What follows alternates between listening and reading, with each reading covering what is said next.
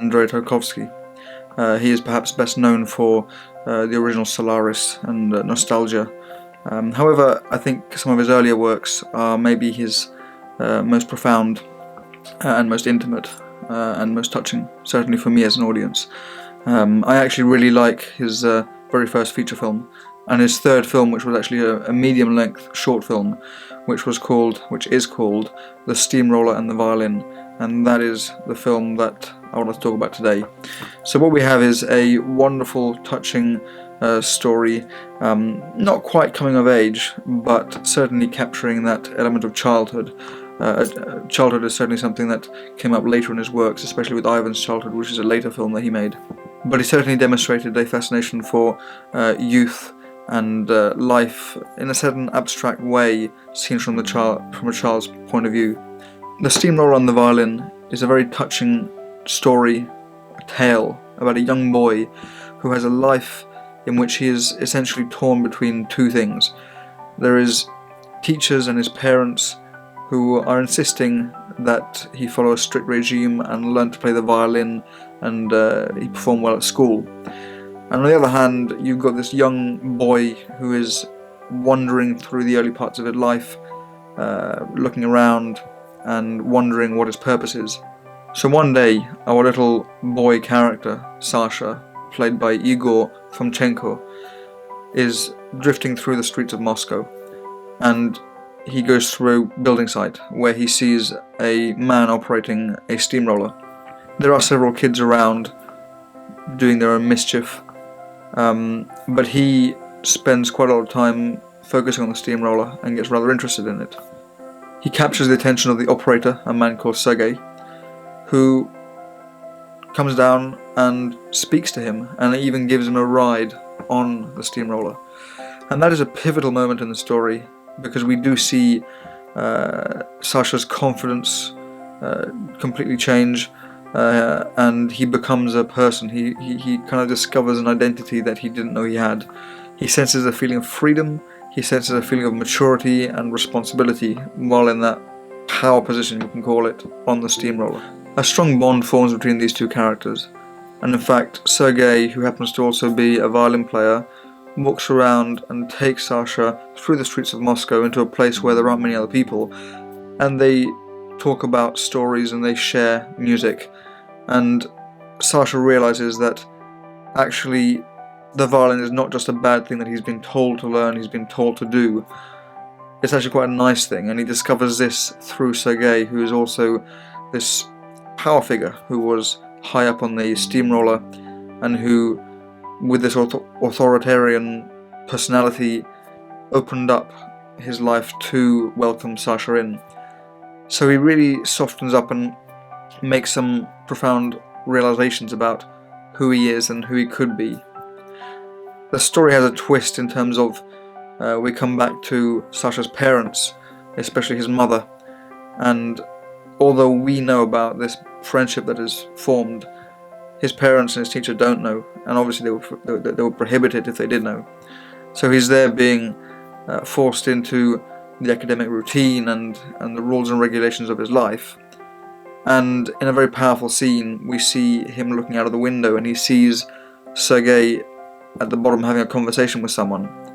Sergei doesn't notice Sasha at the window, but the reverse point is very obvious. We do certainly see Sergei down there.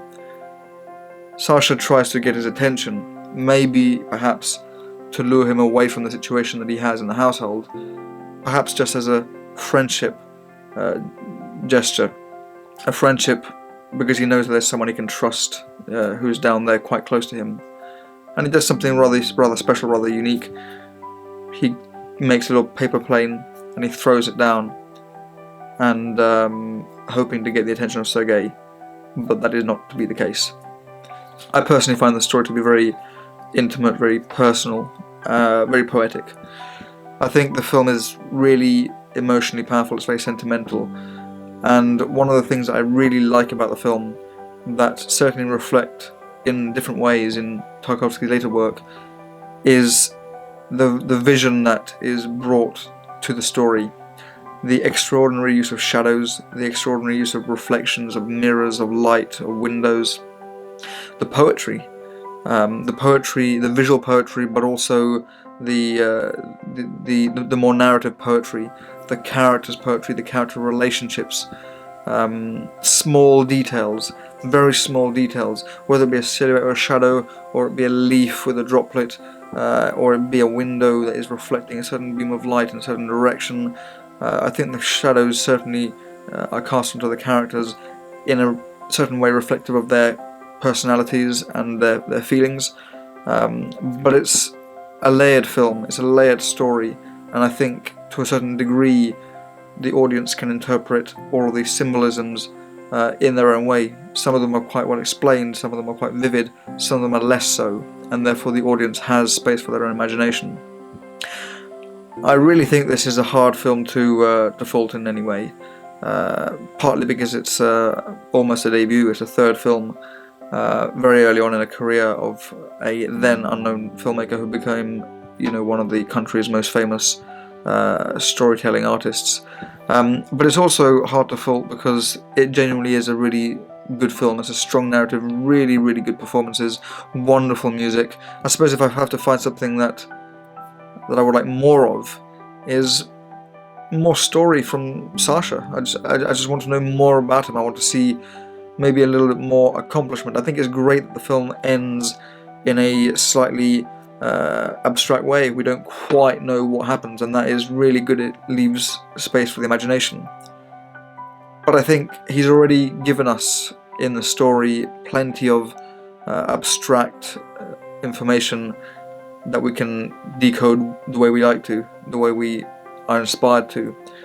And you get to enjoy this child, the ride, the story, and his transformation, his character arc. We really do get involved and we get to enjoy that. So if there was a bit more of his story, if it went a little bit further somewhere, maybe if he had a slightly better acceptance from his family, or even the suggestion that there might be, that might have made me feel even more inspired. But I repeat, it's really hard to fault.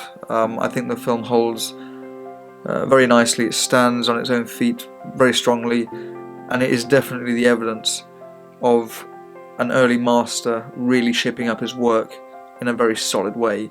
Very few early films are this strong, this powerful in so many ways, and I've seen the film numerous times. Sometimes a film might get a little bit more stale or less original by the time you watched it twice.